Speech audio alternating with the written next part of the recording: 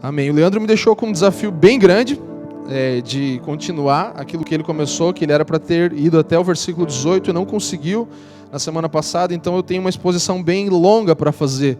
Nós queremos positivamente mesmo pegar o texto de Romanos e verso a verso, versículo a versículo ir lendo, meditando juntos aqui. Então nós temos um texto um tanto quanto longo, eu quero tentar dividir em algumas partes para a gente conseguir ser o máximo produtivo nessa noite. Então nós vamos nos ater mais à epístola aos Romanos, o primeiro capítulo. Então você já pode abrir a sua Bíblia, o seu celular aí. E se você tem um celular, não esqueça de colocar ele no modo avião, tá? Pra você ficar sem 4G mesmo e só ficar com a Bíblia. Senão você vai ficar recebendo notificações aí desnecessárias e nós queremos agora focar juntos aqui. Então eu botei o meu no modo avião aqui, já está aqui, mas ninguém vai mandar nada para mim. Então faça isso também e abra sua Bíblia em Romanos.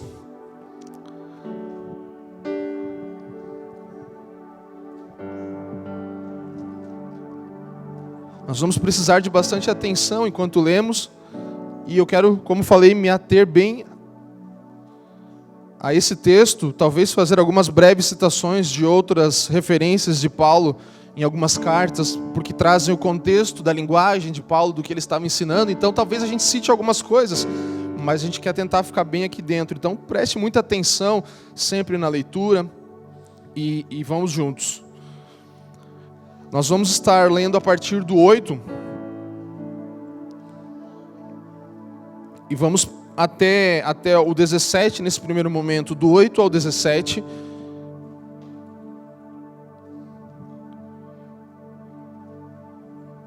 Tudo bem? Vamos lá? Primeiramente, dou graças a meu Deus, mediante Jesus Cristo, no tocante a todos vós, porque em todo o mundo é proclamada a vossa fé. Porque Deus, a quem sirvo em meu espírito, no evangelho de seu Filho, é minha testemunha de como incessantemente faço menção de vós em todas as minhas orações, suplicando que em algum tempo, pela vontade de Deus, se me ofereça boa ocasião de visitar-vos. 11. Por muito desejo ver-vos, a fim de repartir convosco algum dom espiritual, para que sejais confirmados ou fortalecidos. Isso é, para que em vossa companhia reciprocamente nos confortemos ou nos encorajemos por intermédio da fé mútua, vossa e minha. 13. Porque não quero, irmãos, que ignoreis que muitas vezes me propus ir ter convosco, no que tenho sido até agora impedido, para conseguir igualmente entre vós algum fruto, como também entre os outros gentios. Pois sou devedor, tanto a gregos como a bárbaros, tanto a sábios como a ignorantes. Por isso, quanto está em mim, estou pronto a anunciar o evangelho também a vós em Roma. Pois não me envergonho do evangelho, porque é o poder de Deus para a salvação de todo aquele que crê, primeiro do judeu e também do grego, visto que a justiça de Deus se revela no evangelho, de fé em fé, como está escrito, o justo viverá pela fé. Então, esse texto, você pode ver a riqueza de tantos detalhes e tantas coisas, e nós vamos tentar um pouco rapidamente fazer isso. Então, por isso, eu vou falar de novo, preciso muito da sua atenção, não deixe se distrair por nada agora, eu vou tentar, de forma expositiva, pegar os versos a versos aqui, que nós possamos ter muita atenção. Então, do 8 ao 10, o que acontece? Paulo ele faz uma oração. Primeiramente, eu dou graças a meu Deus, porque mediante Jesus Cristo, no tocante a todos vós, em todo mundo é proclamada a vossa fé, porque Deus, a quem sirvo em meu espírito, no evangelho de seu Filho, é minha testemunha de como incessantemente faço menção de vós em todas as minhas orações, suplicando que em algum tempo, pela vontade de Deus, se me ofereça boa ocasião de visitar-vos. Então, Paulo ainda não havia visitado os romanos, ele ainda não pôde estar em Roma, mas ele mostra o seu compromisso de fielmente orar por aqueles crentes que se reuniam como igreja em Roma. E ele fala do desejo de vê-los face a face, de estar diante deles e poder ver a face deles, poder estar com eles. Então, mesmo sem ele nunca ter ido até Roma, ele tinha ouvido grandes coisas sobre Roma. Ele tinha ouvido que aquela igreja estava se desenvolvendo, que havia algumas necessidades também naquela igreja. Então a realidade de Roma estava se tornando conhecida em todos os lugares, segundo esses versículos. Em todo mundo é proclamada a vossa fé. Havia conhecimento de Deus em Roma, conhecimento da vontade de Deus em Roma. E Paulo, ele tem um compromisso de orar por aqueles irmãos incessantemente. Ele conhece a realidade daqueles irmãos e diante do Senhor ele se compromete a estar orando, embora não os conhecesse, embora a realidade dele se limitasse àquilo que ele tinha ouvido falar sobre aqueles irmãos. Mas nós vamos ver no desenvolvimento dessa carta que, para quem ouviu falar pouco, nunca esteve presente, ele sabia muito sobre a realidade daquela igreja, daquela cidade, do que se passava com aqueles irmãos. No 11, acompanhe comigo, ele fala assim: por muito desejo ver-vos, a fim de repartir convosco algum dom espiritual, para que sejais confirmados ou fortalecidos, confortados, fala nessa versão. Então, por que Paulo queria ir a Roma? Ele já tinha ouvido da fé que havia entre os irmãos, e por que ele queria ir a Roma? Para encorajar e ser encorajado. Ele gostaria de estar com aqueles irmãos para que ele pudesse compartilhar algum dom espiritual, para que aquilo que ele exercia como ministério diante do Senhor pudesse ser executado no meio daqueles irmãos, ele pudesse compartilhar. E a grande surpresa é que Paulo, o grande apóstolo, também falou para que eu também possa ser encorajado por vocês. Acho que essa é a grande surpresa, porque é esperado que Paulo iria lá e ele com certeza compartilharia muito com aqueles irmãos. Mas ele fala, para que mutuamente nós possamos compartilhar uns com os outros daquilo que temos recebido, daquilo que o Senhor tem depositado, tanto para mim quanto para vocês. Então, já nesse versículo eu paro para me perguntar se Paulo, esse grande apóstolo, de qual nós tanto lemos e ouvimos e aprendemos, precisava ser encorajado pelos irmãos, quanto mais eu e você precisamos de encorajamento uns dos outros. Entende? Uma noite como essa, um momento como esse, um momento como ontem que estivemos com o Melk aqui, podemos ser encorajados por ele, no que ele está fazendo, e com certeza ele vai sair daqui encorajado pelo que a igreja, a família de fé dele, família dos que creem, derramou sobre ele, está derramando nesses dias. Entende como é importante? Eu quero enfatizar isso aqui, não é o ponto do que nós vamos falar principal, mas nós nunca deveríamos sair de uma reunião como essa sem sermos encorajados, sem recebermos encorajamento e darmos encorajamento uns aos outros.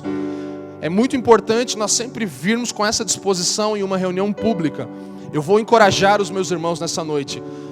Eu vou sim receber, vou ser edificado, mas eu vou levar encorajamento e vou sair encorajado. Então, você não deveria sair de uma reunião como essa desencorajado. Sabe? Mas você pode falar, mas ninguém me encoraja. Ou você não está disposto a receber encorajamento. Porque aonde há uma comunidade de fé, aonde há pessoas que exercem fé, é impossível você sair desencorajado, sabe? Paulo, ele queria ir a Roma para encorajar e ser encorajado, reunindo-se com aqueles que creem na justiça revelada pelo Evangelho, que é o grande ponto de Romanos. Ele queria estar com aqueles irmãos. Uma coisa que eu tenho pensado muito sobre isso é que a fé, ela não é simplesmente a gente fala muito sobre as coisas que não se veem e tudo, isso tudo é verdade, mas fé em Deus fala sobre o conhecimento da vontade de Deus. Quando nós pensamos, eu tenho fé em Deus, eu tenho conhecimento de que Ele é capaz de fazer, do que Ele é capaz de fazer. Então, fé não é fechar os seus olhos e ter pensamento positivo de que algo bom vai acontecer, mas é o conhecimento da vontade de Deus, e a partir daí você se move. Isso é fé. Amém? Conhecimento da vontade de Deus, é conhecer a vontade de Deus. E essa obediência que nós precisamos ter diante da palavra é gerada pela fé, é uma consequência da fé. Não é ter fé e obedecer. A partir de conhecer a vontade de Deus, nós obedecemos Ele. Então, se temos problema com obedecer ao Senhor, é porque talvez precisamos mais desse ambiente de fé, de conhecimento de Deus um do outro. O que eu conheço de Deus e o que você conhece de Deus é para encorajar um ao outro, para gerar fé que gera obediência, que naturalmente vira em obediência. Então, abra o seu coração para ser reafirmado pela comunhão dos santos. Abra a sua vida e se disponha a ser reafirmado em Deus pela comunhão dos santos, pelo tempo em que nós dispomos aqui juntos, no de casa em casa, quando nos reunimos, numa reunião como ontem, num café, sabe? Não é sobre o domingo à noite, nós já saímos desse lugar de que precisamos depender de uma reunião semanal, precisamos nos encorajar mutuamente sempre, em todo o tempo. Então, somos encorajados pelo fato de Jesus Cristo ter sido declarado rei e pelo fato de nós sermos uma família. Amém? Versículo 13, gente, vamos lá. Porque não quero, irmãos, que ignoreis que muitas vezes me propus ir ter convosco, no que tenho sido até agora impedido, para conseguir igualmente entre vós algum fruto, como também entre os gentios. Então Paulo está falando que ele queria ver frutos dentro da igreja. Marcos 4:20 e Mateus 9:37 e 38 vão falar sobre tipos de frutos dentro e fora da igreja local. Então ele tanto queria ir encorajar como evangelizar, pregar o evangelho aos gentios e aqueles que estavam alheios também ao evangelho. Então frutos do evangelho e frutos para o evangelho. É o que Paulo queria gerar, estar fazendo entre aqueles irmãos. Então o intuito dele era que algum fruto fosse gerado a partir desse encorajamento mútuo um para com o outro. 14, eu estou acelerando mesmo pelo tempo, mas vocês estão comigo, né? 14 é um texto muito importante, um versículo muito chave. Pois sou devedor, tanto a gregos como a bárbaros, tanto a sábios como a ignorantes. Então Paulo aqui se declara devedor. Ele fala, eu sou devedor. Eu devo isso a vocês, por isso que eu preciso ir. Qual era o conceito de dever, de devedor que ele tinha? Era basicamente esse, de que o Daniel, ele me emprestou R$100. Então eu devo R$100 para o Daniel. Estou devendo R$100 para ele porque ele me emprestou. Agora vem um outro irmão, vem o Felipe, por exemplo, e me dá R$100 para que eu entregue para uma outra pessoa. Então eu também me torno devedor do Felipe, por quê? Porque ele me deu algo para comunicar para outra pessoa. Então eu sou devedor tanto daquilo que recebi para mim, como devedor daquilo que eu recebi de alguém para comunicar para o próximo, entende? São duas perspectivas de ser devedor. Por isso ele fala, eu devo para todo mundo. Eu devo para todos, eu devo ao Senhor que derramou algo sobre mim, que declarou para mim palavras que mudaram a minha vida, por isso eu sou eternamente grato e devedor, e também sou devedor do meu próximo, porque enquanto essa mensagem, essa coisa que foi comunicada de um para mim, que eu preciso comunicar para outro, não for levada, eu sou devedor também. Então é uma dívida que de fato nunca seria paga, né? Porque ele deve para todo mundo. Ele fala assim, eu sou devedor de vocês e eu preciso, e aí que está a minha dívida de algum jeito, ainda que eu ainda vou ficar devendo para outros irmãos. Mas entende? É mais ou menos essa ciência, essa consciência que Paulo tinha. Eu sou devedor de todos. Todos que estão na minha frente, eu preciso comunicar aquilo que eu recebi do Senhor. Paulo sempre usa essa linguagem várias vezes, sabe? Porque eu também recebi do Senhor aquilo que vos dei, aquilo que estou vos dando. Na ceia ele fala isso, em vários lugares ele fala, eu tenho do Senhor e preciso comunicar para vocês.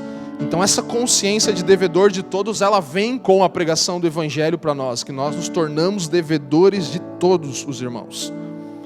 15. Por isso, quanto está em mim, estou pronto a anunciar o Evangelho também a vós outros em Roma. Então o Evangelho é para todos e deve ser constantemente mencionado. Paulo ele fala, por isso, quanto está em mim, estou pronto a anunciar o Evangelho também a vós outros em Roma. Todas as vezes que Paulo se aproximava de irmãos como os irmãos romanos, ele precisava comunicar e relembrar eles do Evangelho. Então, o Evangelho é a maneira como as pessoas são chamadas à fé. Ele fala que ele ia para pregar, evangelizar e também para que eles crescessem na fé. Então nós voltamos àquilo que sempre estamos falando. O Evangelho é para todos. É para que as pessoas recebam o anúncio do Evangelho. Evangelho, lembra da palavra que fala do anjo, a mensagem que traz, evangeloi, que é uma palavra que fala de anúncio, e parousia, que é a resposta. É quando o povo vem e responde aquele anúncio que foi feito. Lembra que o Leandro usou o rei que chega na cidade e tal, e aí ele faz um anúncio, e aí as pessoas respondem com parousia. Então, as duas coisas são importantes no Evangelho. Nós precisamos ser chamados à fé pelo Evangelho e também crescer na fé pelo Evangelho. Por isso que é para todos, para aqueles que já conhecem, ele fala, os bárbaros, os gregos e bárbaros, sábios e ignorantes, ou seja, aqueles a quem o evangelho ainda nunca foi apresentado e aqueles a quem o evangelho já foi apresentado. Por isso você pode falar, evangelizar é ir para a rua pregar o evangelho para quem nunca ouviu. Sim, mas também estamos evangelizando aqui nessa noite agora, pregando o evangelho. Então nós precisamos do evangelho. Nós precisamos do evangelho. Você precisa do evangelho? Eu necessito do evangelho porque senão eu não cresço e não desenvolvo a minha fé. Nós temos falado muito sobre desenvolver a nossa salvação. E receber o evangelho é parte disso, sabe? Nós precisamos entender que o evangelho é para todos. Todos. 16. Estamos indo bem. Pois não me envergonho do evangelho, porque é o poder de Deus para a salvação de todo aquele que crê, primeiro do judeu e também do grego. Não me envergonho do evangelho. Essa vergonha também pode ser uma ofensa. Eu não me envergonho ou não me ofendo pelo evangelho, por causa da definição que o evangelho traz. Ela mostra a real condição do homem. Então, o evangelho ele é ofensivo, porque ele mostra o que nós de fato somos. Ele nos expõe, certo? Então o evangelho ele é ofensivo de certa forma. Ele nos define, como estamos falando aqui. Então ele nos define tanto no nosso estado imoral, no nosso estado caído, quanto no nosso estado agora em Cristo, né? Então nós não podemos nos envergonhar de compartilhar ou nos ofendermos ao recebê-lo, sabe? Nós não podemos ter esse coração que se ofende por receber o evangelho e se envergonha por compartilhá-lo, por ele ser uma ofensa.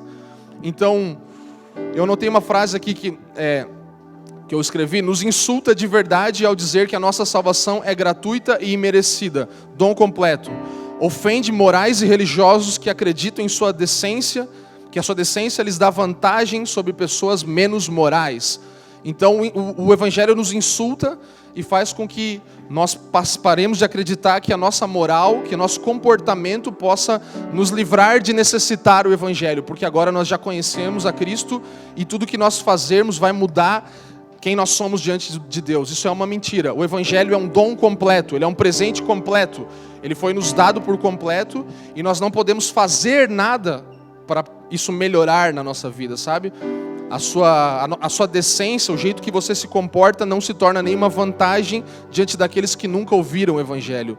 Todos precisamos de igual modo do evangelho, seja ímpios ou pessoas que já conhecem ao Senhor. Outro fato, o evangelho é o poder de Deus. Então o evangelho ele não traz poder, sabe? O evangelho é poder, ele não dá poder.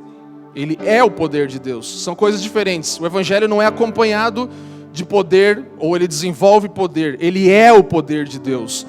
Poder de Deus, palavra e poder andam juntos. É uma comunicação que tem poder em si só. Entende? Então os sinais, nós cremos os sinais seguindo aqueles que creem e pregam o evangelho, mas ele não vai gerar. A pregação do evangelho, simplesmente por si só, comunicada em palavras, é o poder de Deus. Essa boa notícia tem poder? Não, é poder. Sabe? Tem diferença. Sutil, mas tem. Não é que vai gerar poder ou gerar uma manifestação de poder. A simples pregação do evangelho é o poder de Deus. Não traz poder, é poder. E transforma todos os aspectos da nossa vida. Ela faz com que nenhum outro poder na terra possa fazer, sabe? Ela nos salva e nos reconcilia com Deus. Então não há poder na terra como o poder do evangelho. Não há poder desenvolvido por homens ou mulheres que se compare a esse poder, que pode nos regenerar, que pode nos transformar, que pode nos mudar por completo.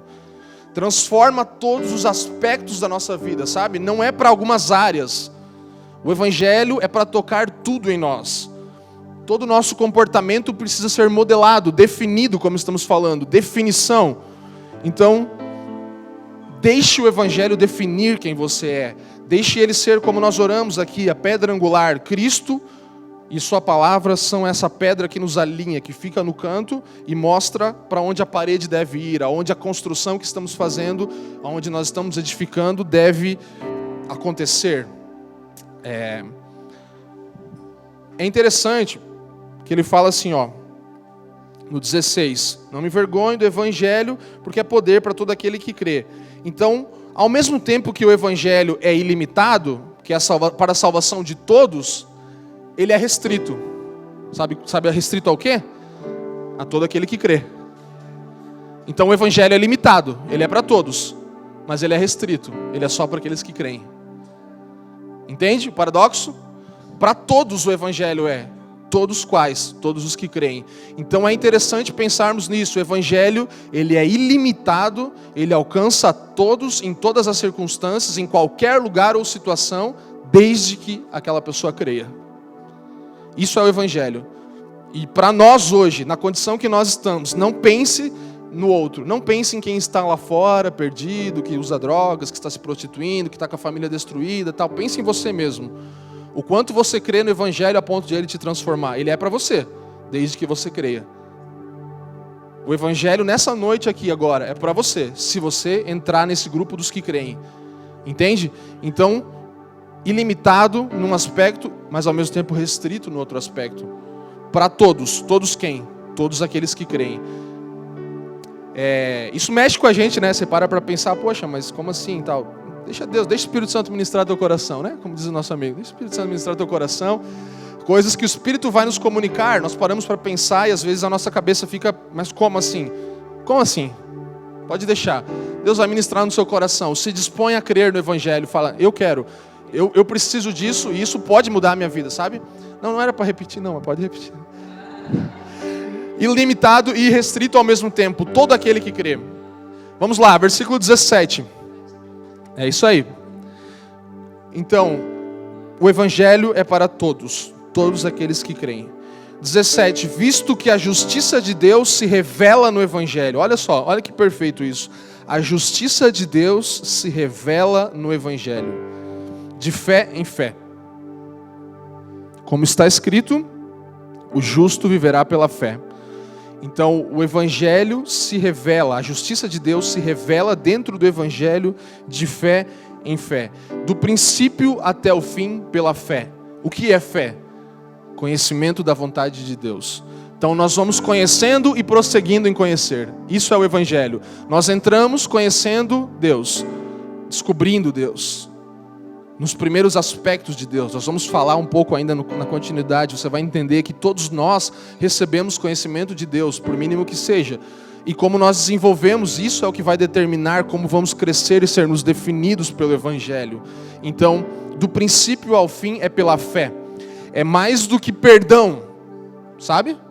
É uma garantia de transformação, de ser transformado dia após dia.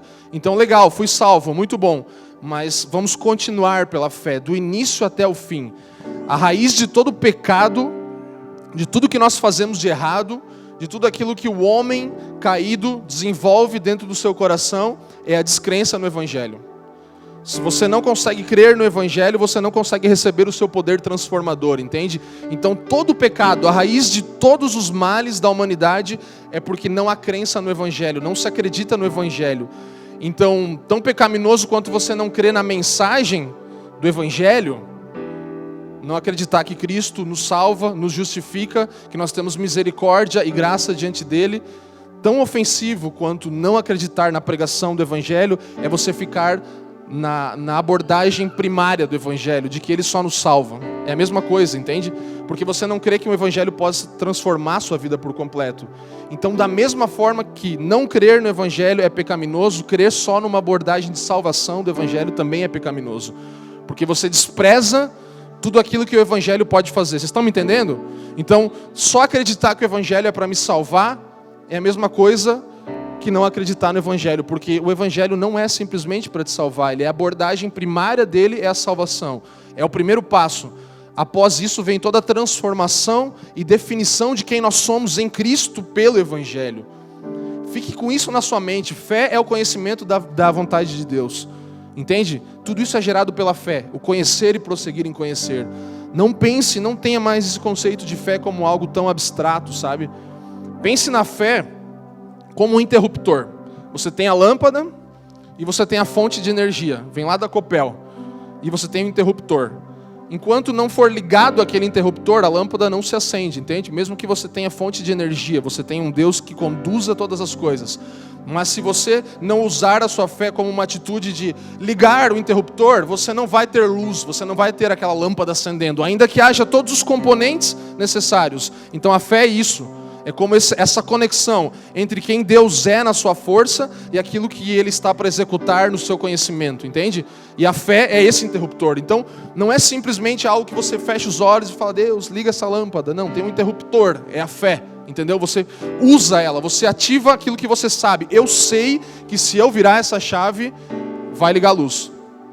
Tá dando para entender? Estou tentando exemplificar para a gente sair um pouco desse conceito muito subjetivo da fé, porque a gente fica falando fé, e a gente ainda lá no nosso interior pensa muito na fé de usar os dedos, né?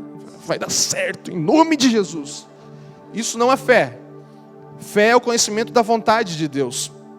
É um interruptor, um canal de conexão entre o Criador, a fonte de todas as coisas, e aquilo que Ele está para executar, ou seja, a plena vontade dEle, fazer com que a luz brilhe.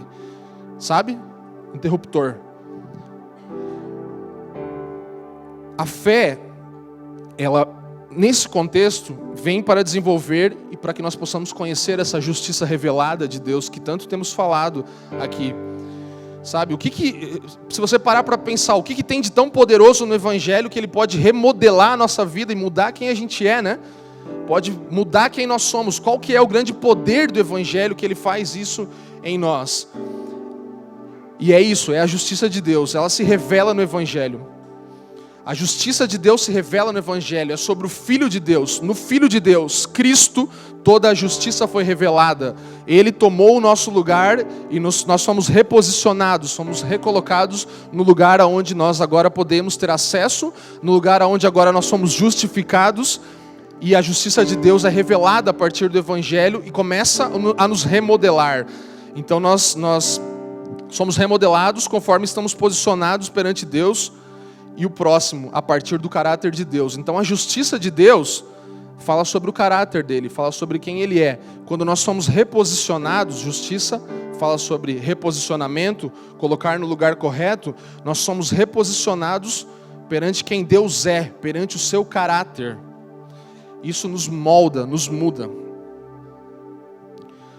Ninguém jamais vai conhecer a justiça de Deus sem ter esse caráter de retidão de Deus, sabe? Se Ele não nos revelar pela Sua palavra e pelo Evangelho, através do Filho, nós nunca seríamos remodelados, nós sempre continuaríamos jogados aos nossos desejos. Então pensa no quão poderoso é esse poder de justificação e transformação. Essas duas coisas andam juntos. Se nós não recebermos o Evangelho e formos justificados por Ele, não poderemos ser transformados por Ele. Do início ao fim, o processo acontece pela fé. Conhecimento de quem Deus é, da sua vontade. Nós vamos desenvolver a nossa salvação conhecendo ao Senhor cada dia mais e cada dia mais. Não pare na justificação. Não pare no lugar onde você garante algo e fica tranquilo, fica por aquilo mesmo. Mas avance para a transformação do seu ser, para o remodelar do seu ser, para o redefinir.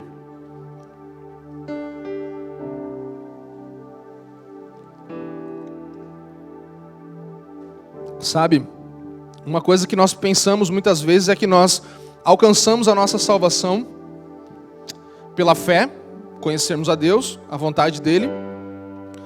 Justificação, fomos justificados. E eu confesso que eu pensei por muito tempo, e talvez agora nesses dias o Senhor tenha reafirmado isso novamente dentro de mim, porque eu pensei assim, como eu vou falar agora, por muito tempo, que eu alcançava a salvação pela fé, pela justificação, através do sacrifício de Cristo, e eu mantinha, ou crescia, ou desenvolvia essa minha salvação pelo meu comportamento moral. Isso não é bíblico. Você não consegue manter nada pelo seu comportamento moral, ou alcançar nenhum crescimento diante de Deus pela forma como você se comporta. Sabe? Isso você pode falar, poxa, mas isso é perigoso. É perigoso se você não ama ao Senhor, porque Nosso intuito, nosso objetivo de sermos santos e de nós crescermos moralmente e nos desenvolvermos na nossa fé e na nossa santidade é porque amamos o Senhor, reconhecemos o sacrifício e toda vez que o pecado se aproxima de nós, nós vamos dizer não, porque nós amamos tanto o Senhor e reconhecemos o que Ele fez por nós. E não porque aquilo pode nos levar a um lugar maior perto de Deus, entende? Então não tem como você crescer e desenvolver a sua salvação pela moral, pelos seus atos morais, sabe? E isso é o escândalo do Evangelho, que é Ele só que pode nos transformar, é só a exposição a essa boa notícia e ela mesmo que pode nos transformar e nos manter crescendo diante do Senhor. Então nada do que nós fazemos pode nos dar um lugar mais perto de Deus. Os discípulos, eles queriam isso, né? Eles falavam para Jesus, eu quero sentar à tua direita e à tua esquerda. E Jesus falava, então se molde ao Evangelho, se você quiser isso. Você não vai fazer muita coisa, você pode servir os menores, você pode trabalhar por aqueles que não têm nada, e você pode lavar os pés daqueles menores que estão aqui, mas nada do que você fazer vai te dar esse lugar, vai te garantir esse lugar. Nós precisamos entender que só modelarmos ao padrão do Evangelho, ao Sermão do Monte, a tudo que a Bíblia nos ensina, vai nos fazer crescer, sabe? Não pelos nossos atos morais. O perdão é só a metade da salvação. Nós somos perdoados, sabe? Mas isso é só a metade, sabe? Imagine assim comigo. Você foi livre da condenação. Você tinha uma pena de morte. E aí o Senhor, pela justificação e pela pregação do Evangelho para você, declara você inocente. Você não precisa mais morrer. Você foi livre do corredor da morte, você foi livre da prisão. E você fica feliz por isso, certo? Porque você não precisa mais morrer agora você tem vida. E o próximo passo que o Evangelho nos concede é mais do que isso. Ele nos dá mérito e nós recebemos como se fosse uma medalha por aquilo que nós nunca fizemos. Então Ele nos coloca em um lugar de justiça, nos reposiciona. Então não só nos livra da morte, mas nos dá uma honra que nós não merecíamos. Como se fôssemos heróis de uma batalha sem nunca termos lutado. Esse é o poder do Evangelho. É mais do que simplesmente salvar da morte e falar, não, você está livre. É porque isso é como se Deus te desse uma folha em branco, quer dizer, pegasse a sua vida, apagasse tudo e te desse uma folha cheia de borrão, e aí você agora vai aí e faz o que você quiser da sua vida. Isso seria a primeira parte da salvação, se ela fosse só salvação. Mas não, Ele te dá uma folha em branco e Ele junto com você agora constrói a sua nova vida, entende? Então não é que você possa agora tomar e ficar inconsequente no lugar, eu preciso desenvolver a minha vida, fazer alguma coisa, meu Deus, porque Jesus me salvou e eu tenho que meio que dar um jeito no que eu fazia antes. Não, Jesus Ele vem com o Evangelho para nos salvar, nos perdoar e agora Ele nos dá um lugar que nós nunca merecíamos, justiça recebida. Recebemos esse lugar. Então, livres do corredor da morte, sim, mas recebidos com essa medalha de honra de heróis que nós nunca fomos. Essa é a graça de Deus. Misericórdia e graça nos alcançam. Nós nos aproximamos procurando por misericórdia e encontramos graça. Lembra de Hebreus 4? Nós lemos aqui. Você se aproxima confiadamente diante do trono de Deus procurando por misericórdia. E Ele fala assim, legal, você vai receber misericórdia, mas eu tenho mais para te dar, eu tenho graça para liberar sobre você, e agora você pode ir para esse lugar mais do que só ser salvo da morte, mas desenvolver a sua salvação, crescer modelado segundo o Evangelho.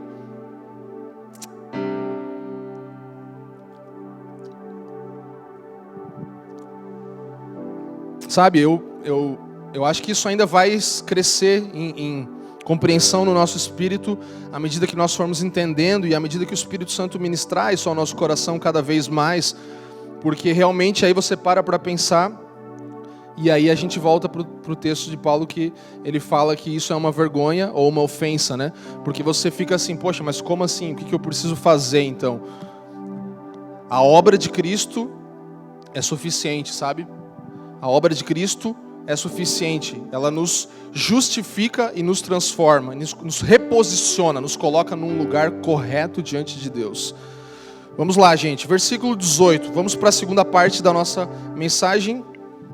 Essa parte eu só queria realmente trazer o que nós já estávamos falando, para que agora nós possamos entrar na segunda parte da nossa exposição de Hebreus, de Romanos, me perdoe. Romanos, a partir do 18, vamos ler juntos, com muita atenção, por favor. 18, vamos até o 27 agora. Lembre-se, o justo viverá pela fé, e somente pela fé. A ira de Deus se revela do céu contra toda impiedade e perversão dos homens que detêm a verdade pela injustiça. Porquanto o que de Deus se pode conhecer é manifesto entre eles, porque Deus lhes manifestou. Porque os atributos invisíveis de Deus, assim como o seu eterno poder, como também a sua própria divindade, claramente se reconhecem desde o princípio do mundo, sendo percebidos por meio das coisas que foram criadas. Tais homens são, por isso, indesculpáveis. Porquanto, tendo conhecimento de Deus, não o glorificaram como Deus, nem lhe deram graças, antes se tornaram nulos em seus próprios raciocínios, obscurecendo-se-lhes o coração insensato. Vamos ler até o 22 só. Inculcando-se por sábios, tornam-se loucos. Agora nós vamos entrar em uma parte de Romanos aqui que fala sobre a ira de Deus. E daqui até o capítulo 3, Paulo vai nos mostrar por que nós necessitamos dessa justiça recebida. Agora nós vamos começar a compreender um pouco melhor essa introdução toda que nós fizemos até agora. Então, o final, ali o 17, fala que o justo viverá pela fé. Por que pela fé? Pelo conhecimento da vontade de Deus, porque não há outra forma de viver. Você vai perceber que a ira de Deus, conforme se manifesta no presente, não nos dá outra alternativa para viver senão pela fé, senão por conhecermos a Deus e a sua vontade. Então, por que o justo tem que viver pela fé? Porque não tem outra forma de viver, não existe um outro caminho, nós não temos como desenvolver um caminho alternativo para vivermos se não for desse jeito. Então o Evangelho, ele não é para nos fazer felizes, não é para nos dar conquistas, ele não é para nos colocar em um lugar onde nós queremos, mas é porque a ira de Deus existe e debaixo dessa ira nós estávamos antes de recebermos o Evangelho e hoje muitos estão. Então todos aqueles que se encontram longe do Evangelho estão debaixo da ira de Deus. Por isso precisa haver a pregação do Evangelho, para que a ira de Deus possa ser apartada dessas pessoas, para que a ira não se manifeste. Então nós vamos tratar um pouco sobre o que é a ira de Deus nesses textos aqui, para compreender o porquê precisamos do conhecimento de Deus. Então a ira de Deus se torna um valor do Evangelho ao mesmo tempo, é uma parte do Evangelho. Não podemos dizer que é uma coisa alheia ao Evangelho, é um valor do Evangelho, é a realidade que nós temos hoje no mundo. E essa ira, ela é estabelecida, ela foi estabelecida, ela é justa e ela é correta. Ela não é algo errado que Deus está fazendo sobre ninguém, ela é justa e correta. E o texto aqui fala que a justiça se revela, ela está se revelando nesse momento. Então não é algo futuro, não é que a ira de Deus vai se manifestar quando todo mundo morrer, entende? Ela está se revelando, a justiça de Deus se revela, não no futuro, mas hoje. E o texto vai falar como e por que isso acontece. Por que a ira de Deus se manifesta hoje, no presente? Por que ela está se manifestando no tempo presente? Sabe, o início do texto vai falar assim, ó. Acompanhe comigo. A ira de Deus se revela do céu contra toda impiedade. Como fala a sua versão aí?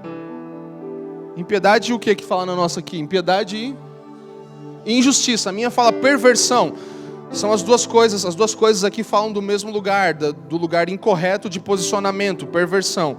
Então a nossa impiedade e injustiça são a razão da manifestação da ira de Deus, certo? Impiedade e injustiça. A impiedade vai falar de uma relação mais vertical, vai falar do nosso relacionamento com Deus, de nos tornarmos ímpios diante da vontade de Deus, diante de quem Deus é. A impiedade, nossa relação vertical com Deus, manifesta a ira dele, porque nós nos tornamos ímpios, nós nascemos nesse lugar, então a nossa relação vertical com Deus manifesta a ira dele. E a injustiça vai falar de uma relação vertical, nós com o nosso próximo. Tudo que nós fazemos com o nosso próximo também vai manifestar a ira de Deus pela injustiça. Se somos injustos, nós vamos receber a ira de Deus no tempo presente. Então, aqui estamos falando daqueles que estão posicionados nesse lugar. Se nós lermos à luz dos primeiros versículos, entendemos que já fomos justificados, certo? Então eu estou falando nós porque eu não quero usar o termo eles, porque nós estamos falando da nossa realidade natural. Entende? Eu não estou falando de pessoas alheias simplesmente, mas nós, se estamos, eu creio que todos aqui estamos justificados, mas precisamos entender como a nossa posição original, onde nós estávamos quando nascemos caídos. Então, o que faz com que a ira de Deus se manifeste é a nossa relação impiedosa com Ele e injusta com o nosso próximo. Tanto horizontal com o nosso Deus, tanto vertical com o nosso Deus, quanto horizontal com o nosso próximo, sabe? E isso me faz lembrar muito de uma ruptura, que é a ruptura dos 2 primeiros mandamentos: amar ao Senhor sobre todas as coisas e amar ao próximo como a nós, amar ao Senhor acima de tudo e amar ao próximo como a nós mesmos. Então, o grande mandamento que Jesus nos ensina, sabe, se há ruptura desses mandamentos, nós vamos começar a colher a ira de Deus. Então essa é por isso a grande ênfase. Se você quiser anotar, estiver anotando, Marcos 12, 29 a 31, vai falar sobre esses mandamentos. Se há ruptura desses mandamentos, nós vamos começar a ver a ira de Deus se manifestar no nosso meio, entende? Então não podemos romper esses mandamentos, não podemos deixar de viver o nosso amor e devoção ao Senhor e ao próximo. Sabe, uma coisa sobre esse verso é que eu parei muito para pensar, e nós estávamos juntos aqui com o presbitério nessa quarta, meditando e tentando compreender algumas coisas, e a palavra que fala ali, vamos ler novamente 18, a ira de Deus se revela do céu contra toda a impiedade e perversão, ou seja, a ira de Deus vem por causa do nosso relacionamento errado com Ele e com o nosso próximo, e ela vem sobre os homens que detêm a verdade pela injustiça. Então essa palavra deter, ela é ela pode ser meio difícil de compreender, porque parece que você está detendo algo, segurando para você no sentido de, como se você não quisesse distribuir aquilo com ninguém, sabe? Essa palavra deter. Mas a melhor tradução, nós olhamos um pouco, estudamos sobre isso, e o que mais define essa palavra deter é suprimir, supressão. Então, o que acontece com os homens para que eles se manifestem de forma impiedosa e injusta ou perversa? É porque eles suprimem. A tradução do dicionário para supressão fala ação ou resultado de cancelar ou extinguir, eliminar, extinção, cancelamento. A Bíblia King James fala reter Deus em seu conhecimento. Ou seja, o que os homens fazem? Eles suprimem o conhecimento de Deus que um dia receberam. Aquilo que eles recebem de Deus, que nós recebemos de Deus, é suprimido dentro de nós e nós não mais valorizamos aquilo, excluímos aquilo. Mas aí você pode falar, mas algumas pessoas não conhecem nada sobre Deus. Não é o que o texto fala na sua continuidade. Fala que o conhecimento de Deus foi liberado a todos, mesmo que em partes, é o que nós vamos falar. Então, parta desse pressuposto e você vai entender ele daqui a pouco. Todos receberam uma parte do conhecimento de Deus. E nós vamos entender isso, calma. Vai dar tudo certo. Mas o que acontece é que isso é suprimido e apagado dentro do ser humano. E nós vamos entender como isso se desenvolve. Então tenha em mente que 19 a 22 vai falar sobre isso. Que nós todos recebemos o conhecimento de Deus. Vamos ler juntos, 19 a 22, por favor. Porquanto o que de Deus se pode conhecer é manifesto entre eles, porque Deus lhes manifestou, entende? Está falando que Deus manifestou parte do seu conhecimento a todos. Porque os atributos invisíveis de Deus, assim como o seu eterno poder, como também a sua própria divindade, claramente se reconhecem desde o princípio do mundo, sendo percebidos por meio das coisas que foram criadas. Tais homens são por isso indesculpáveis, ou seja, a manifestação do poder de Deus está em todas as coisas criadas. Então, se você olha para o sol que nasce todos os dias, não tem como você negar a existência de Deus. Se você olha para a natureza, não tem como você dizer, não, isso aqui não veio do nada. Todo homem dentro de si consegue entender que existe um Deus que fez isso, sabe? Por mais que ele suprima isso, que é o que esse texto está falando. Então, todos nós recebemos uma parte do conhecimento de Deus. É o que o texto está falando, não sou eu que estou falando. Continuando. Porquanto, tendo conhecimento de Deus, não o glorificaram como Deus, nem lhe deram graças. Antes se tornaram nulos em seus próprios raciocínios, obscurecendo-se-lhes o coração insensato. 22, inculcando-se por sábios, tornaram-se loucos. Então ninguém é ignorante, todos têm conhecimento da verdade, mas suprimem, apagam, extinguem isso de dentro de si, colocando, como nós vamos ver na continuidade, outra coisa no lugar. Esse é o grande ponto. Então nós falamos aqui sobre o Evangelho eterno, isso é o Evangelho eterno. Isso é o Evangelho eterno. Ouça a nossa palavra sobre o Evangelho eterno no podcast, você vai entender. Então, todos nós sabemos que existe um Criador, nós somos dependentes a Ele. E todos nós sabemos que temos que prestar conta a esse Deus, sabe? Então não somos mais desculpáveis, temos conhecimento de Deus. Segundo os versículos 19 a 22. E o final do 21 fala que nós deveríamos dar graças e honra a Ele. Ainda que nós não saibamos muito sobre Ele, mas nós escolhemos substituí-lo por nós mesmos. Então nós nos colocamos no lugar de Deus, não reconhecemos, suprimimos. O homem faz isso, suprime tudo aquilo que ele sabe de Deus, por pouco que seja, e se coloca no lugar. Vamos lá, 23 a 25. É muita coisa, né, gente? Mas vocês estão comigo. Então vamos lá, 23 a 25. E mudaram a glória do Deus incorruptível em semelhança da imagem do homem incorruptível. Trocaram a imagem de Deus pela imagem do homem. Mudaram a glória de Deus incorruptível em semelhança da imagem do homem corruptível, bem como de aves, quadrúpedes e répteis. Por isso Deus entregou tais homens à imundícia pelas concupiscências ou desejos carnais do seu próprio coração, para desonrarem o seu corpo entre si. Pois eles mudaram a verdade de Deus em mentira, adorando e servindo a criatura em lugar do Criador, o qual é bendito eternamente. Amém. Então você pode perceber aqui que Paulo está claramente falando que houve uma substituição, sabe?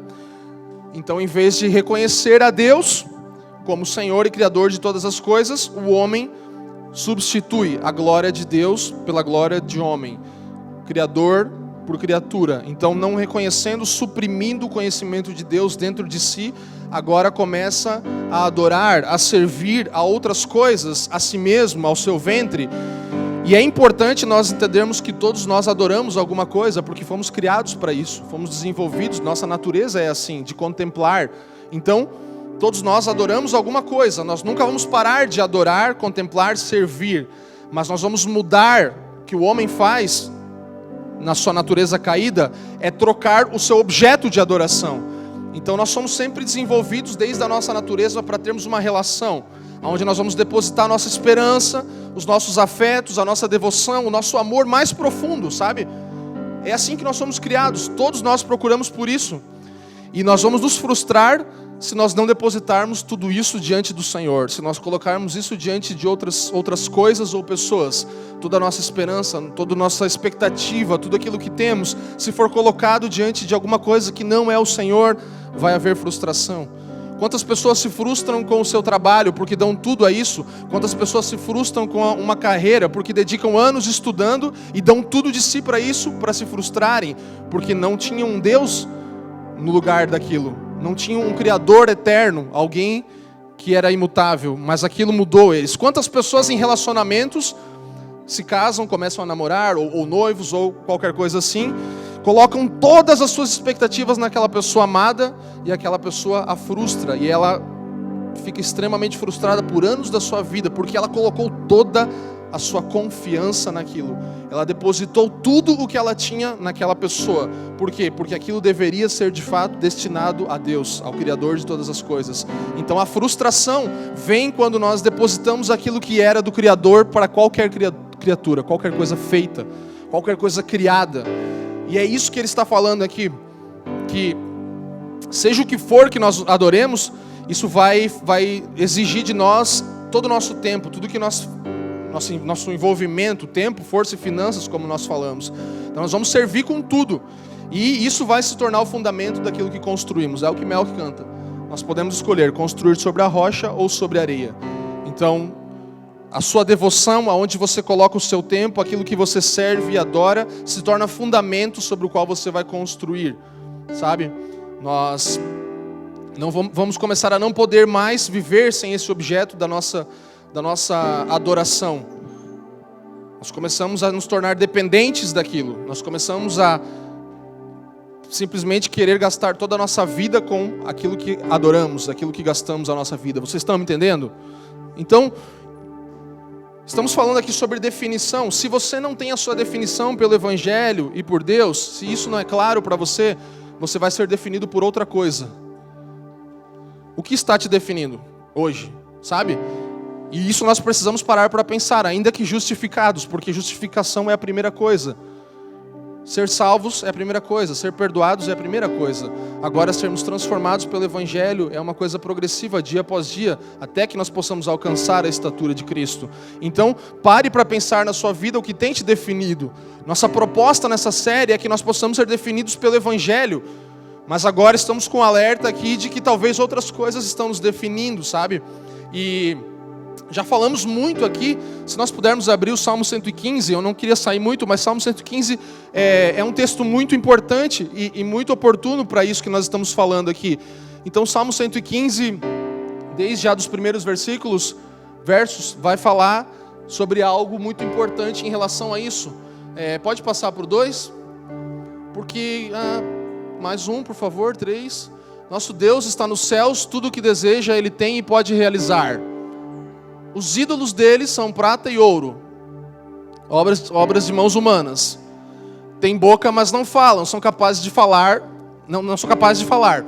Olhos, mas não podem ver. Têm ouvidos, mas não conseguem ouvir. Nariz, mas não possuem olfato. Suas mãos não apalpam, seus pés não caminham. Som nenhum emite sua garganta. Sejam como eles quem os fabrica e todos os que neles depositam confiança. Então, esse é o princípio da adoração, é nos tornarmos semelhantes àquele que nós adoramos.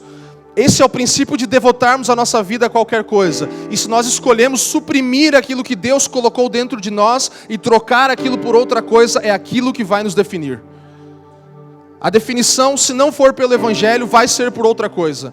Você nunca vai ficar indefinido, porque você foi criado para se relacionar com alguém, entende? Então, é um princípio, nós precisamos entender que o que nós gastamos a nossa vida, o nosso tempo, vai nos definir e vai validar tudo que nós fazemos.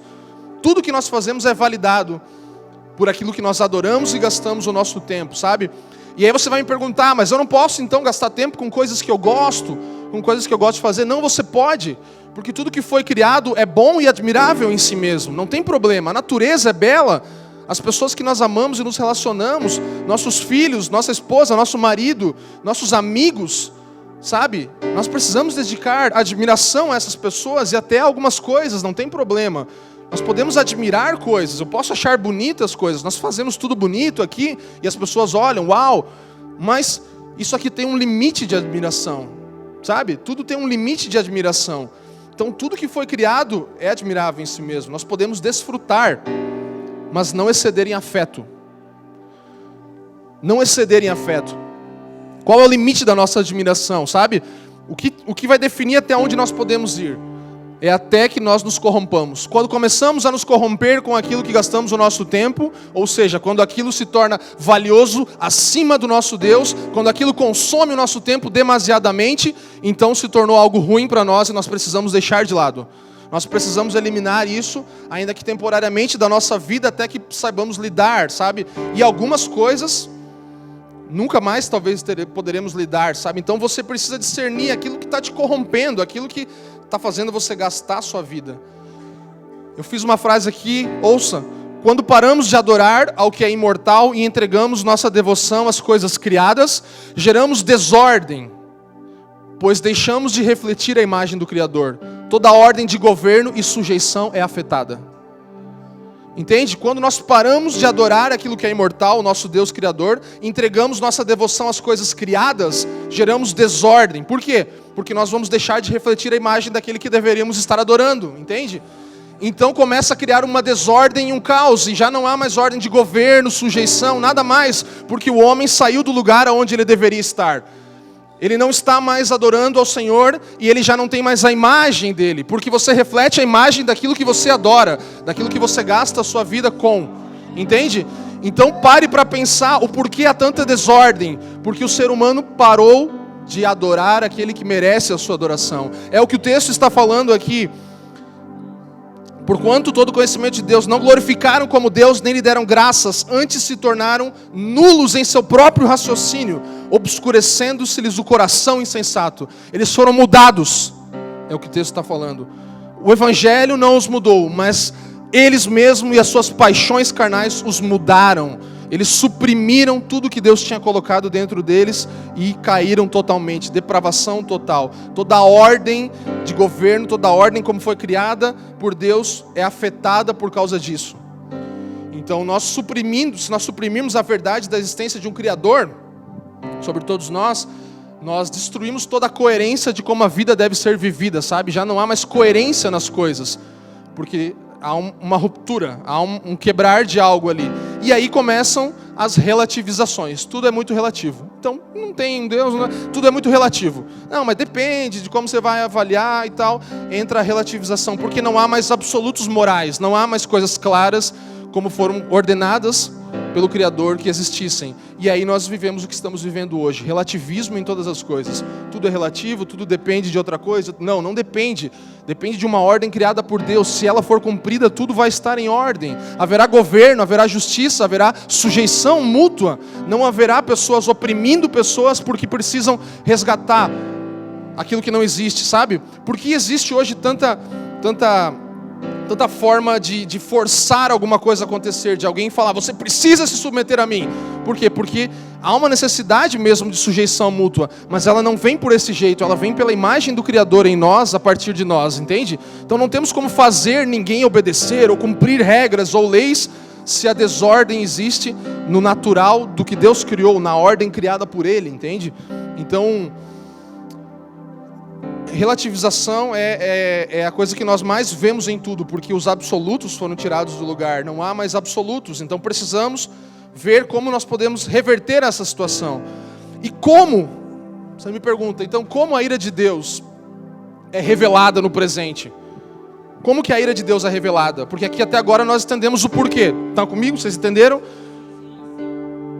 Por causa da impiedade e da injustiça. Nossa relação vertical com o Senhor e horizontal com todos os homens, com o nosso próximo. O Criador foi trocado pela criatura, não há mais a imagem, mas isso aqui não está falando de nós, porque nós somos justificados e agora estamos novamente nos relacionando com o Senhor. Então, ao mesmo tempo, eu quero que você tenha essa luz. Não estou trazendo caos, estou trazendo uma boa nova para nós, ao mesmo tempo que já fomos resgatados, precisamos estar alertas a todo o nosso comportamento. Então, como a ira de Deus, se já entendemos o porquê ela se manifesta, como ela se revela no presente? Sabe como? Me pergunta, como? O Senhor nos dando aquilo que desejamos. Essa é a ira de Deus. O Senhor nos dando aquilo que queremos. Essa é a manifestação da ira de Deus presente. O Senhor nos dá aquilo que nós queremos. As coisas, as criaturas que servimos e adoramos não vão nos libertar. Elas vão, pelo contrário, nos controlar e gerar dependência. Certo? Então nós estamos dependentes e o Senhor, Ele começa a falar, então tá bom, é isso que vocês desejam, então eu vou entregar para vocês aquilo que vocês tanto querem. O nosso coração, ele tem mais problemas com esse desejo excessivo por coisas boas do que se entregar às coisas ruins, entende? Então esse é o problema, porque a gente não consegue muitas vezes ver como nós estamos nos entregando às coisas, porque parecem boas, e elas são boas em si mesmas. Não é que eu estou fazendo tudo que é ruim, não, são coisas boas, mas há desejo excessivo nelas, entende? Então aí que nós nos perdemos, nesse lugar. E a pior coisa que pode acontecer, nos acontecer, é que nos seja concedido aquilo que o nosso coração deseja em excesso. Essa é a pior coisa que pode acontecer para você. Não é o Senhor te mandar para o inferno, ou te ficar paralítico, ou um acidente de carro, e você nunca mais andar, e uma tragédia. Não. Isso tudo muitas vezes acontece porque o Senhor, Ele preserva a sua ira, você entende? Ele nos guarda, Ele não permite que a gente avance em alguns lugares. Quantas pessoas acontecem coisas, sofrimentos vêm sobre a vida das pessoas e elas não entendem, mas é o Senhor privando elas da ira. A manifestação maior da ira de Deus é Ele conceder aquilo que nós queremos, aquilo que nosso coração desenfreado quer. Então aquilo que nós servimos, como se a partir daquilo começássemos, como eu falei, a sermos definidos. Vou dar um exemplo. Se você dedica a sua vida ao seu trabalho, e isso é a sua coisa principal, e você fala, não, eu vou trabalhar, e a sua família fica de lado, e todas as coisas ficam de lado, e você não tem mais tempo com Deus, e pronto, você começa a ser definido pelo seu trabalho. Sempre quando você vai conversar com alguém, você fala de trabalho, sempre quando você vai compartilhar alguma coisa é do seu trabalho, quando você conversa na sua família é sobre o seu trabalho. Então há alguém que está definindo você, o seu Deus, o seu trabalho, certo? Ele está te definindo, Ele está formando quem você é. Ele está falando quem você é a partir daquela perspectiva. O que acontece, o que poderia de pior acontecer para uma pessoa dessas? Ela ser promovida. Entende? Porque daí ela vai mais a fundo. E ela vai trabalhar não 8 horas agora, ela vai trabalhar 12 horas. E aí ela vai se aprofundando nisso, e ela vai se destruindo nisso. É a ira de Deus se manifestando. Não sou eu que estou falando, gente. Você está meio assustado, mas depois lê Romanos ali certinho que vocês vão ver. É o que o texto está falando. O Senhor entrega as pessoas ao seu próprio desejo. Então essa é a tragédia de Deus, permitir que nós entramos pela porta que nós mesmos escolhemos. Então não é Ele que está fazendo, mas Deus não é justo comigo. Não, a gente escolheu abrir uma porta e Ele fala, você quer entrar? Tem certeza? Eu tenho um outro caminho para você. Não, eu quero isso. Então tá bom, vai, entra. E aí a ira de Deus se manifesta no tempo presente. Essa é a ira de Deus se manifestando no tempo presente, sabe? Vamos ler. 24. Por isso Deus entregou tais homens à imundícia, pelas concupiscências ou desejos desenfreados do seu próprio coração, para desonrarem o seu corpo entre si. Entende? Deus entregou tais homens à imundícia pelas concupiscências do seu próprio coração, para desonrarem o seu corpo entre si. O Senhor nos dando aquilo que nós tanto queremos. É a pior coisa que pode nos acontecer. É a manifestação da ira dele, porque nós tiramos ele do lugar onde ele estava. Versículo 25. Pois mudaram a verdade de Deus em mentira, adorando e servindo a criatura em lugar do Criador, o qual é bendito eternamente. Amém. Então Paulo enfatiza, o Criador é bendito, mas vocês não reconheceram. A humanidade não reconheceu. Trocou o Criador por uma mera criatura, sabe? Esse é o grande ponto. Substituição de prioridades. O primeiro mandamento não está no primeiro lugar.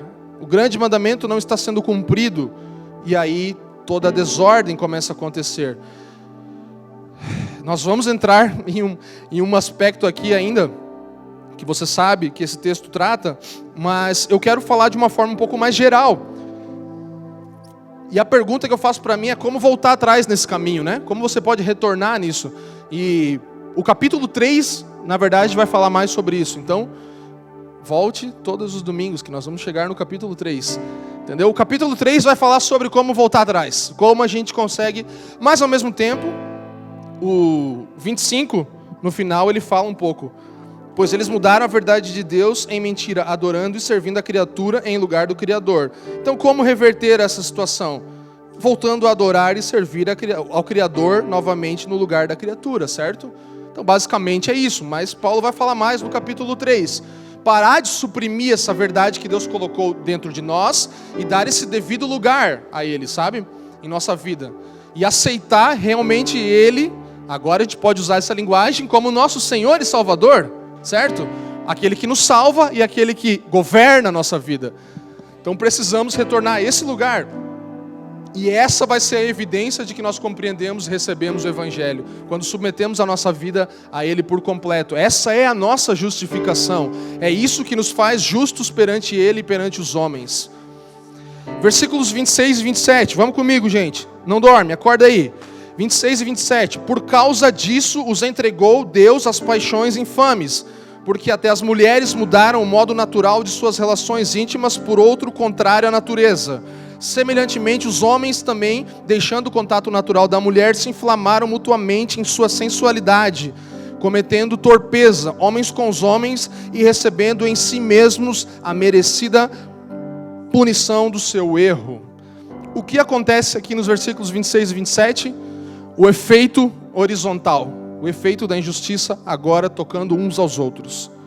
Aquilo que era antes assim, agora começa a tocar assim também. Horizontalmente, a ira de Deus começa a se manifestar e aquilo que é plantado começa a gerar frutos. Então o relacionamento uns com os outros e com a criação foi afetado agora. Como Deus nos criou naturalmente para ser. Isso começa a ser afetado. Por quê? Pelo nosso desejo infame, pelo nosso desejo desenfreado de algo, nós começamos a ser afetados não só na nossa relação com Deus, mas na nossa relação horizontal, uns com os outros, porque suprimimos a Deus. Então começa a falar, o texto fala aqui, final do 26, contrários à natureza. Então aqui ele está falando sim sobre homossexualidade, nesse ponto todo, é o ponto que Paulo está dando ênfase. E a homossexualidade, ela é uma violação da natureza criada por Deus. Deus criou algo em uma ordem. Lembra que eu falei que a ordem é perdida por causa da imagem não mais sendo refletida? Então aqui começa a haver um efeito na ordem de forma horizontal. Então saindo do jeito como a natureza fez, ou seja, contrário à natureza. A homossexualidade se torna essa violação da natureza criada e dada por Deus. E no fim do 27, Paulo fala assim...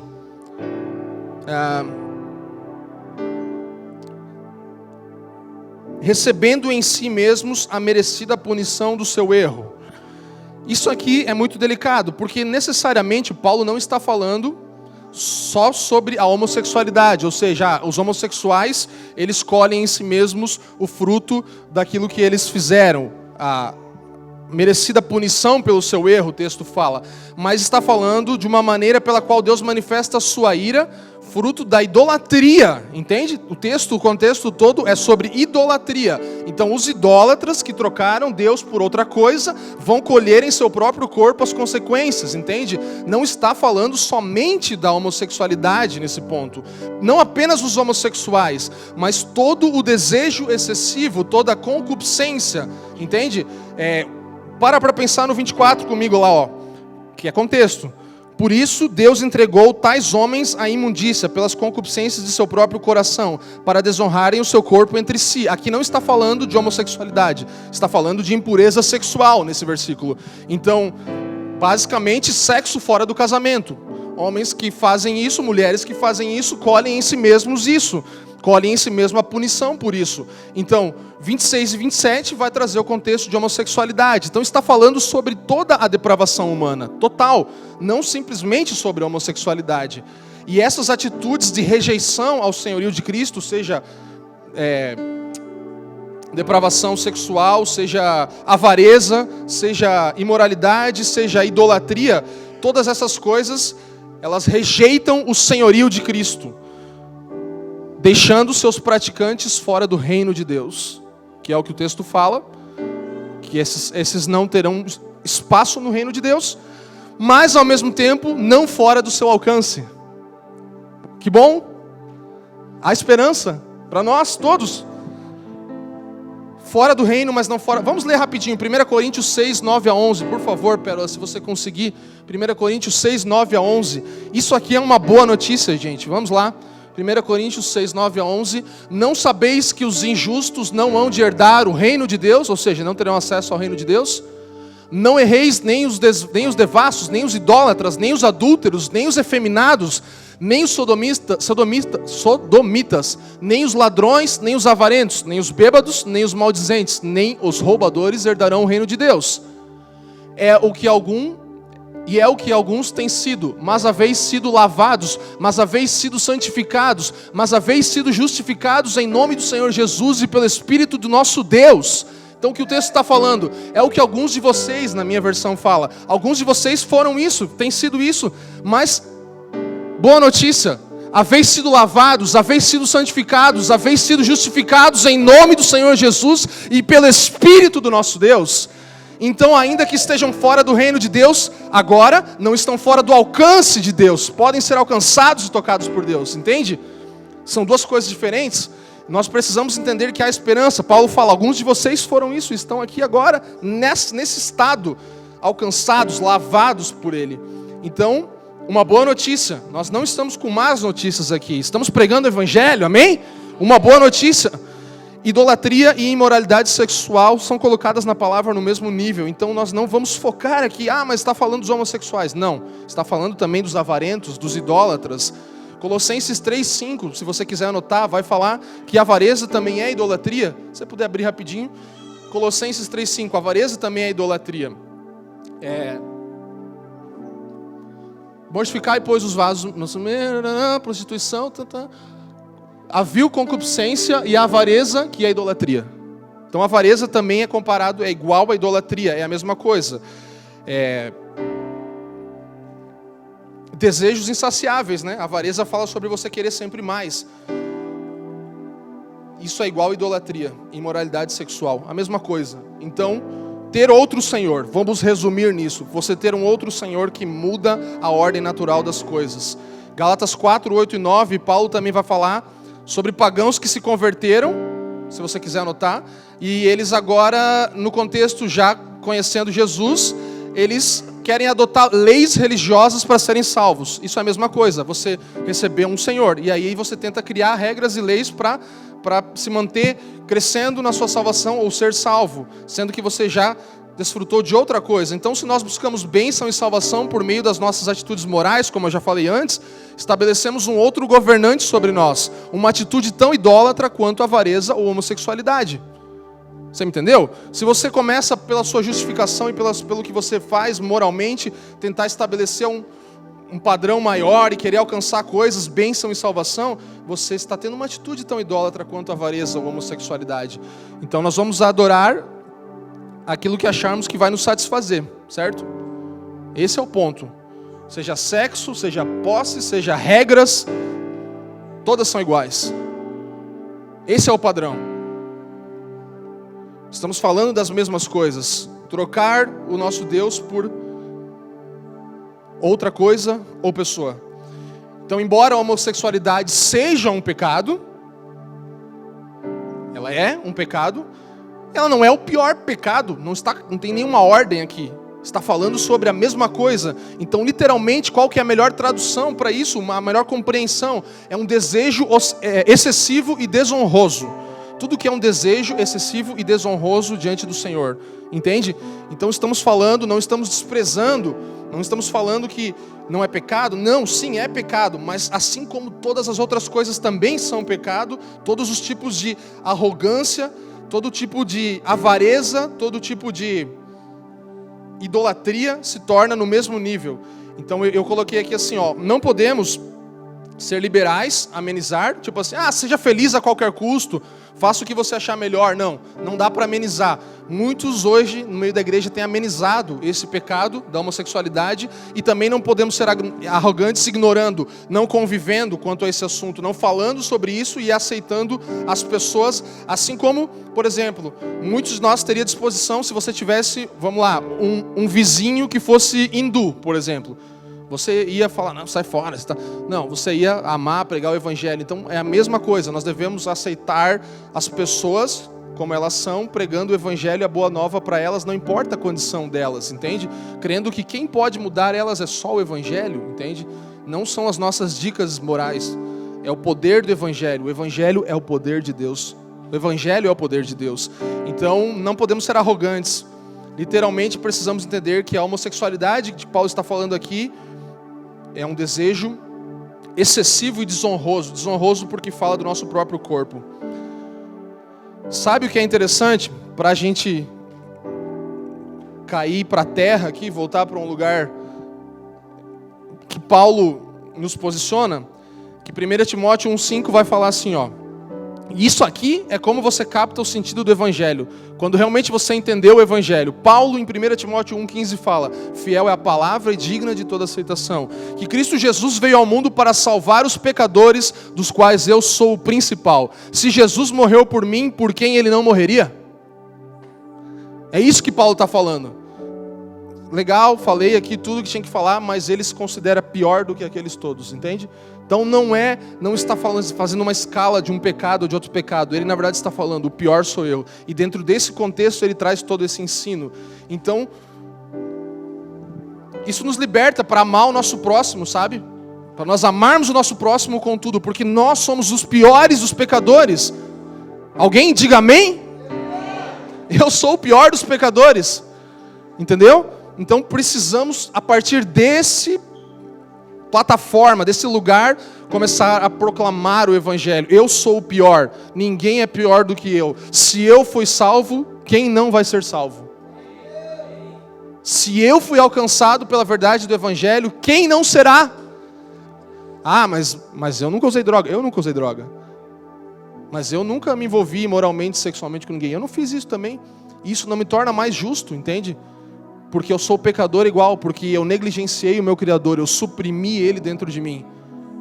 Da mesma forma, até que um dia eu falei, não, é esse Deus que eu quero servir, eu não vou apagar Ele dentro de mim. Então não se escandalize com nenhum tipo de pecado ou coisa, porque você é o pior de todos, se você entendeu o Evangelho. Se você compreendeu o Evangelho, você vai falar igual Paulo. E isso nos liberta, de verdade, para nós redefinirmos o próximo, de acordo com a definição de Jesus. Quem é o nosso próximo, sabe? E agora, entendendo que nós somos os piores dos pecadores, a gente vai fazer o quê? A gente vai se incluir em tudo isso aqui. Então tudo isso aqui está falando sobre nós também, de alguma forma. E isso torna os versículos 28 a 32, que é o final da nossa mensagem de hoje, assustador. Porque você começa a entender que todos nós estamos incluídos nesse contexto agora. Vamos ler juntos, do 28 ao 32. E por haverem desprezado o conhecimento de Deus, mais uma vez, o conhecimento de Deus foi desprezado, e o próprio Deus os entregou a uma disposição mental reprovável, para praticarem coisas inconvenientes, cheios de toda injustiça, malícia, avareza e maldade, possuídos de inveja, homicídio, contenda, dolo e malignidade, sendo difamadores, caluniadores, aborrecidos de Deus, insolentes, soberbos, presunçosos, inventores de males, desobedientes aos pais, insensatos, pérfidos, sem afeição natural e sem misericórdia. Ora, conhecendo eles a sentença de Deus de que são passíveis de morte os que tais coisas praticam, não somente as fazem, mas também aprovam os que assim procedem. Então agora fica um pouquinho assustador, né? Assim, você fala, eu sou o pior dos pecadores e está falando sobre mim também? Sabe, aqui está falando, se você pegar todos essas palavras aqui, esses elogios, né? Adjetivos, nos quais todos nós estamos incluídos, você vai ver coisas que falam sobre uma desordem econômica, por exemplo, contenda, difamadores, caluniadores, né, pessoas que não pagam as suas contas. Vai falar sobre destruição da família, desobedientes aos pais. Fala da destruição da família, insensatos, pérfidos, sem afeição natural, sem misericórdia, destruição dos relacionamentos. Então, é uma desordem total. Economia, família, relacionamento, é o que os teólogos chamam da doutrina da depravação total. Basicamente, doutrina da depravação total. Tudo entra em colapso. Todos pecaram e carecem da glória de Deus. Sabe? É isso. Esse é o ponto. Todos pecaram e carecem da glória de Deus. Então, não é sobre eles, sabe? Se você pegar esse texto e falar, aqueles que tal, e não sei o que, e eles que praticam essas coisas, e eles que... É bem aquela coisa do publicano. Senhor, obrigado, porque eu não sou esse cara. Tenha misericórdia dessas pessoas todas aí que estão fazendo tudo isso, e trocando de jeito natural, e tal. Não. Vamos mudar. Não é eles, é nós. Eu sou o pior dos pecadores. Paulo falando. Eu sou o pior dos pecadores. Então não vamos mais usar o discurso do eles que praticam, mas nós, antes de sermos justificados, pelo menos estávamos nesse lugar, entende? Então, hoje, graças a Deus, alcançamos a justificação. Então, à luz de, vamos lá, Romanos 1, 16 e 17... Pois não me envergonho do Evangelho, porque o Evangelho é poder de Deus para a salvação de todo aquele que crê, primeiro do judeu e também do grego, visto que a justiça de Deus se revela no Evangelho, de fé em fé, como está escrito, o justo viverá pela fé. Então, se nós lermos tudo isso que lemos à luz desses 2 versículos aqui, vamos compreender que tudo isso pode ser trocado pela justiça de Deus. Então, não somente perdoados de todas essas coisas, mas também reposicionados a um lugar onde ganhamos uma medalha de honra ao mérito por uma coisa que nunca fizemos. Entende? Então, às vezes eu penso, por que Paulo não deixou essa parte para o final? Ia ficar melhor, pelo menos ia falar de todas as coisas, falar, mas, graças a Deus. Não, ele faz justamente o contrário. Ele escreve, claro, ele vai continuar e você vai ver, e fica até um pouco mais pesado em alguns aspectos, mas ele deixa a boa notícia avisada. Ele fala, gente, graças a Deus, nós não precisamos temer a ira de Deus, porque nós recebemos a sua justiça. Graças a Deus. Mas a partir daí nós temos também humildade e liberdade para nos perguntarmos se essas coisas ainda acontecem na nossa vida, se de alguma forma praticamos, ou apoiamos, ou incentivamos uma cultura de idolatria, por exemplo. Então eu sou justificado e graças a Deus, vou para o céu. Não, pare para pensar como você está desenvolvendo, porque o final do texto fala que até aqueles que apoiam essas coisas também têm culpa nisso, ou que fazem alguma coisa, ou que simplesmente se isentam, né, de todas essas coisas, de todas essas condições humanas e não se preocupam mais com isso, não pregando o Evangelho, ou seja, se envergonhando do Evangelho. Por isso que eu não posso me envergonhar do Evangelho, por mais escandaloso e por mais ofensivo que ele possa ser às pessoas, entende? Então, graças a Deus, porque nós temos a luz do poder do Evangelho que se manifesta, sabe? E a minha pergunta para você, com isso tudo, é justamente essa: quem tem definido a você? Quem nos define? Sabe? Deus, através do Evangelho, como nós temos falado, como Deus nos define através do Evangelho, ou nós mesmos nos definimos com nossos ídolos, aqueles que a quem nós adoramos, a quem gastamos o nosso tempo, a nossa vida? Quem nos define? Então, há um paradoxo tão grande, tão paradoxal, né? Que há uma beleza, tanta beleza no Evangelho, mas por que existem essas imperfeições, né? Por que existem esses detalhes, essas coisas todas, sendo que o Evangelho é tão belo, que o Evangelho é tão maravilhoso e pode nos alcançar, mas por que existem essas coisas, essas imperfeições? E a resposta de Paulo é unicamente Deus, o Criador. Ele permite as coisas de acordo como Ele planejou. Ele não culpa ninguém por nada. Ele, na verdade, é a única alternativa que nós temos para reordenar esse caos todo e acabar com essas imperfeições e realizar uma restauração em todas as coisas e voltar à ordem original, como nós vimos falando ao longo dos anos já, como família de fé, de restaurar a nossa imagem, de voltar a ter relação com Deus face a face, ter a imagem dele dentro de nós. E é o que nós estamos querendo construir com a nossa igreja local, com a igreja no Brasil. Nós queremos gastar tempo para que as pessoas possam entender de fato que o Evangelho precisa mudar elas, que precisa transformar elas, sabe? Você troca o lugar. Paulo Borges falou aqui entre nós: sem santidade ninguém verá Deus. Ele trouxe uma outra perspectiva de um texto que nós muitas vezes pensamos. Hebreus 12:14 fala isso, que nós precisamos nos esforçar e sermos santos, porque sem santidade ninguém verá Deus. Então, basicamente, o que geralmente nós pensamos é que se eu não for santo, eu não vou ver a Deus, certo? Mas se nós mudarmos a perspectiva, e o texto está falando nessa perspectiva, se você vê, que nós precisamos nos esforçar, porque se não houver santidade, se não houver uma vida santa e separada diante de Deus, ninguém verá a Deus lá fora em mim, entende? Então, se eu não for santo, ninguém vai ver a Deus. Não que eu não vou ver, eu já vi a Deus, eu tenho a imagem dele em mim. Eu já o conheci, eu preciso agora refletir isso, porque senão ninguém vai ver Deus, entendeu?